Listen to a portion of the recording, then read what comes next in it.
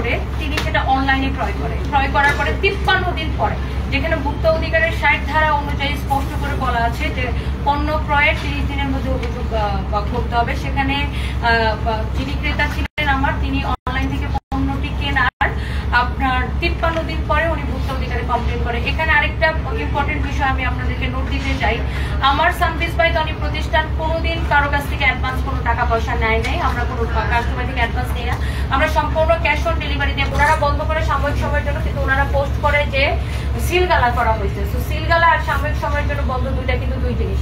তারপরে যে সামাজিকভাবে আমি যে পরিমাণ হেয় প্রতিপন্ন, আমি মানসিকভাবে সামাজিকভাবে আমি হেয় প্রতিপন্ন হয়েছি মিডিয়া ট্রায়ালের কারণে। কারণ আমার তখন বিষয়টা আসলে সানবিজ বাই তনি প্রতিষ্ঠান কেন্দ্রিক আর থাকে না, তখন আমি ব্যক্তি রুবাইয়া ফাতেমা তনিকে আক্রমণ করে, আমি একজন নারী, আমাকে নানানভাবে বুলিং করে, আক্রমণ করে, ভুয়া টাইটেল, অযৌক্তিক হচ্ছে যে টাইটেল দিয়ে আমাকে সামাজিকভাবে হেয় প্রতিপন্ন করা হয়। আমার বাচ্চা স্কুলে যেতে পারে না, তখন আমার ভাই বোন, আমার বাবা নাই, আমি আমার ভাই বোনের গার্ডিয়ান, আমার ভাই বোন স্কুল কলেজে যেতে পারে না।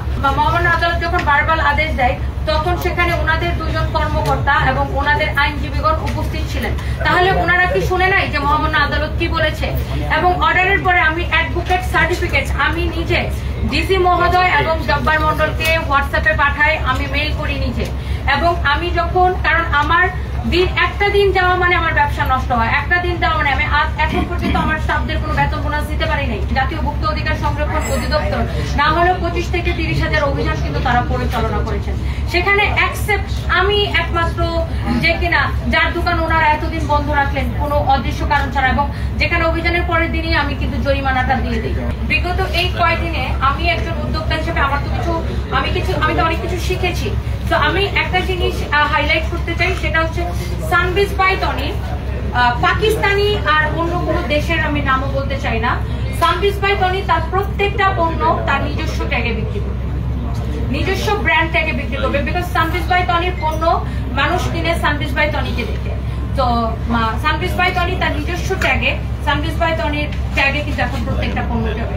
এটা আমাদের জন্য, দেখেন, আমাদের পাকিস্তানি বিক্রি করতে হবে বা অন্য কোনো দেশের পণ্য বিক্রি করতে হবে এরকম কোনো ব্যাপার নাই। আমার সানবিজ বাই তনি শুরুই হয়েছে দেশি শাড়ি দিয়ে, আমি টাঙ্গাইলের শাড়ি দিয়ে শুরু করেছি, এবং কাস্টমারের চাহিদা অনুযায়ী আমরা দেশি বিদেশি সব ধরনের পণ্য আমাদেরকে রাখতে হয়েছে।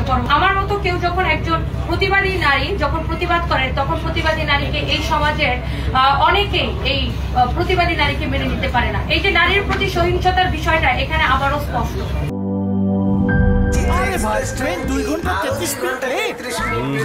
3 ঘন্টা 33 মিনিট। শোনেন, আপনি একটা ডিস্টার্ব। আরো 4 ঘন্টা 33 মিনিট। শুনলেন? আরো 4 ঘন্টা, এটা কোনো কথা? সময়টা দৌড়াবে। প্রাণ ডাল, মুঠোই মুঠোই সময় পার।